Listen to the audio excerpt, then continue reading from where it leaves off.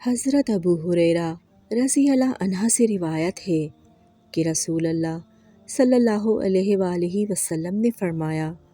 تم میں سے کوئی شخص جب وضو کرتا ہے اور اچھی طرح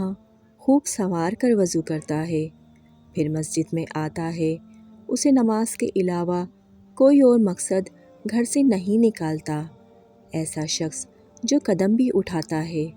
اس کے بدلے اللہ تعالیٰ اس کا ایک درجہ بلند فرماتا ہے اور ایک گناہ معاف کرتا ہے۔ اسے مسلسل یہ ثواب ملتا رہتا ہے حتیٰ کہ وہ مسجد میں داخل ہو جاتا ہے۔ عمر بن اسحاق کے والد اسحاق بن عبداللہ نے حضرت ابو ہریرہ رضی اللہ عنہ سے روایت کی کہ رسول اللہ صلی اللہ علیہ وآلہ وسلم فرمایا کرتے تھے، جب انسان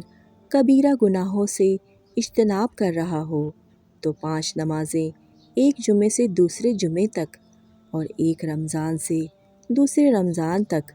درمیان کے عرصے میں ہونے والے تمام گناہوں کو مٹانے کا سبب ہیں۔ رمضان میں 4 کام کثرت سے کیے جائیں، 2 کام جن سے اللہ راضی ہوتے ہیں،